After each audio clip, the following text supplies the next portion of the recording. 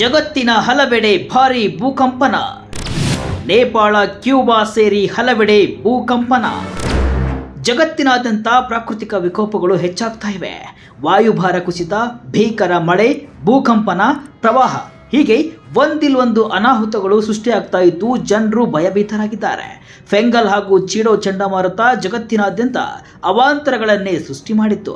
ದ್ವೀಪ ರಾಷ್ಟ್ರ ವ್ಯಾನುವಾಟುವಿನ ರಾಜಧಾನಿ ಪೋರ್ಟ್ ವಿಲ್ಲಾದ ದಕ್ಷಿಣ ಪೆಸಿಫಿಕ್ ಮಹಾಸಾಗರದ ತೀರದಲ್ಲಿ ಭಾರೀ ಭೂಕಂಪನ ಸಂಭವಿಸಿತ್ತು.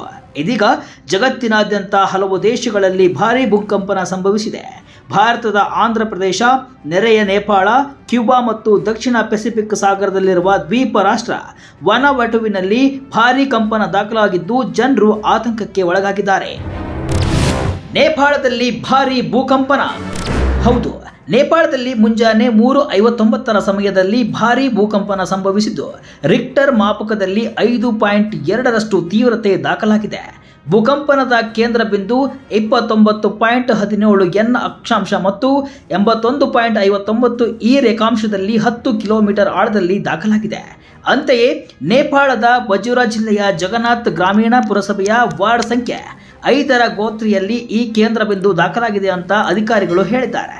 ಅಂತೆಯೇ ಮೇಲಿನ ಮತ್ತು ಕೆಳಗಿನ ಗೋತ್ರಿಯಲ್ಲಿ 123 ಮನೆಗಳಿಗೆ ಹಾನಿಯಾಗಿದೆ ಅಂತ ವರದಿಯಾಗಿದೆ. ಆದರೆ ಯಾವುದೇ ಜೀವ ಹಾನಿಯಾದ ಬಗ್ಗೆ ವರದಿಯಾಗಿಲ್ಲ. ವನವಟುವಿನಲ್ಲಿ 6.1 ತೀವ್ರತೆಯ ಭೂಕಂಪನ. ಈಗಾಗಲೇ ಚಂಡಮಾರುತದ ಅಬ್ಬರದಿಂದ ವನವಟು ತತ್ತರಿಸಿ ಹೋಗಿದೆ. ಮನೆ ಮಠ ಕಳೆದುಕೊಂಡು ಜನರು ಬೀದಿಗೆ ಬಿದ್ದಿದ್ದಾರೆ. ಒಂದು ಚಂಡಮಾರುತ ಬದುಕನ್ನ ನುಂಗ್ತಾ ಇದ್ರೆ, ಇತ್ತ ಭೂಕಂಪನ ಜನರ ಜೀವನವನ್ನೇ ಸರ್ವನಾಶ ಮಾಡ್ತಾ ಇದೆ. ನಿನ್ನೆಯಷ್ಟೇ ಪೆಸಿಫಿಕ್ ದ್ವೀಪ ಸಮೂಹದ ವನವಟು ದೇಶದಲ್ಲಿ 6.1 ತೀವ್ರತೆಯ ಭೂಕಂಪನ ಸಂಭವಿಸಿತ್ತು. ಭಾನುವಾರ ಮುಂಜಾನೆ ವನವಟುವಿನ ಮುಖ್ಯ ದ್ವೀಪದಲ್ಲಿ 6.1 ತೀವ್ರತೆಯ ಭೂಕಂಪನವು ಕಟ್ಟಡಗಳನ್ನು ನಡುಗಿಸಿತ್ತು. ಈ ಘಟನೆಯಲ್ಲಿ ಕನಿಷ್ಠ 12 ಮಂದಿ ಸಾವಿಗೀಡಾಗಿ ಹಲವು ಕಟ್ಟಡಗಳಿಗೆ ಹಾನಿಯಾಗಿತ್ತು. ಭೂಕಂಪನದ ದೃಶ್ಯಗಳು ಸಿಸಿಟಿವಿಯಲ್ಲಿ ಸೆರೆಯಾಗಿದೆ. ಭೂಕಂಪನದ ಕೇಂದ್ರ ಬಿಂದು 40 ಕಿಲೋಮೀಟರ್ ಆಳದಲ್ಲಿ ಸಂಭವಿಸಿದ್ದು ರಾಜಧಾನಿಯಿಂದ ಪಶ್ಚಿಮಕ್ಕೆ ಸುಮಾರು 30 ಕಿಲೋಮೀಟರ್ ದೂರದಲ್ಲಿತ್ತು ಅಂತ ಹೇಳಲಾಗ್ತಾ ಇದೆ. ಅಲ್ಲದೆ ತಜ್ಞರು ಭಾರೀ ಸುನಾಮಿಯ ಎಚ್ಚರಿಕೆಯನ್ನು ಕೂಡ ನೀಡಿದ್ದಾರೆ. ಕೂಬಾದಲ್ಲೂ ಕಂಪನ. ಕೂಬಾದಲ್ಲೂ ಕೂಡ ಭೂಕಂಪನವಾಗಿದ್ದು ರಿಕ್ಟರ್ ಮಾಪಕದಲ್ಲಿ 5.9 ತೀವ್ರತೆಯ ದಾಖಲಾಗಿದೆ.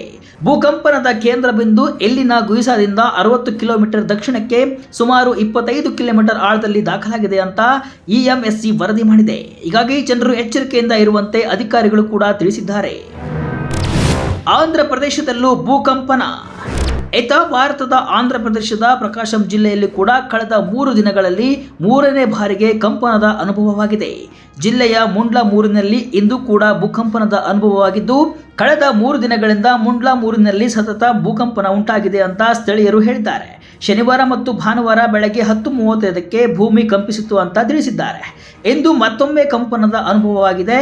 ಭೂಮಿ ಕಂಪಿಸ್ತಾ ಇದೆ ಅಂತ ಜನರು ಮನೆ ಬಿಟ್ಟು ಓಡಿ ಹೋಗಿದ್ದಾರೆ. ಶನಿವಾರ ಮತ್ತು ಭಾನುವಾರದಂದು ಕಂಪಿಸಿದ ಕಾರಣ ಮನೆಗಳಲ್ಲಿನ ವಸ್ತುಗಳು ಸಹ ಅಲುಗಾಡಿದ್ವು. 3 ದಿನಗಳಿಂದ ಭೂಮಿ ಕಂಪಿಸುತ್ತಿರುವುದರಿಂದ ಜನರು ಭಯಭೀತರಾಗಿದ್ದಾರೆ. ಗುಜರಾತ್ನ ಕಚ್ನಲ್ಲೂ ಕಂಪನ. ಆಂಧ್ರ ಪ್ರದೇಶ ಮಾತ್ರವಲ್ಲದೆ ಗುಜರಾತ್ನ ಕಚ್ನಲ್ಲೂ ಕೂಡ ಕಂಪನ ಸಂಭವಿಸಿದ್ದು ರಿಕ್ಟರ್ ಮಾಪಕದಲ್ಲಿ 3.7 ತೀವ್ರತೆ ದಾಖಲಾಗಿದೆ. ಭೂಕಂಪನದ ಕೇಂದ್ರ ಬಿಂದು ರಾಜಧಾನಿ ಗಾಂಧಿನಗರದಿಂದ ಈಶಾನ್ಯಕ್ಕೆ 76 ಕಿಲೋಮೀಟರ್ ದೂರದಲ್ಲಿ ಲಖ್ಪತ್ನಲ್ಲಿ ದಾಖಲಾಗಿದೆ ಅಂತ ಮೂಲದ ISR ತಿಳಿಸಿದೆ. ಈ ತಿಂಗಳಲ್ಲಿ ಇದು 2ನೇ ಕಂಪನವಾಗಿದೆ. ಹೀಗಾಗಿ ಜನರು ಭಯದಲ್ಲಿ ಬದುಕುವ ವಾತಾವರಣ ಸೃಷ್ಟಿಯಾಗಿದೆ.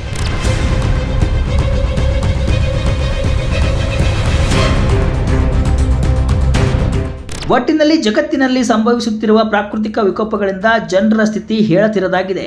ಮೊದಲು ಚಂಡಮಾರುತ, ಪ್ರವಾಹದಿಂದ ತತ್ತರಿಸಿದ್ದ ಜನರಿಗೆ ಈಗ ಭೂಕಂಪನ ಭಯ ಆವರಿಸಿದೆ. ಈ ಹಿಂದೆ ಫೆಂಗಲ್ ಚಂಡಮಾರುತ ಹಾಗೂ ಚಿಡೋ ಚಂಡಮಾರುತ ಅಬ್ಬರಿಸಿ ಬೊಬ್ಬಿರಿದಿದ್ವು. ಇದರಿಂದ ಸುಧಾರಿಸಿಕೊಳ್ಳುತ್ತಿರುವಾಗಲೇ ಭೂಕಂಪನದ ಹೆಮ್ಮಾರಿ ಆವರಿಸಿದೆ. ಇದರ ಜೊತೆಗೆ ದ್ವೀಪ ರಾಷ್ಟ್ರಗಳಿಗೆ ಸುನಾಮಿಯ ಎಚ್ಚರಿಕೆಯನ್ನು ಕೂಡ ತಜ್ಞರು ನೀಡಿದ್ದಾರೆ.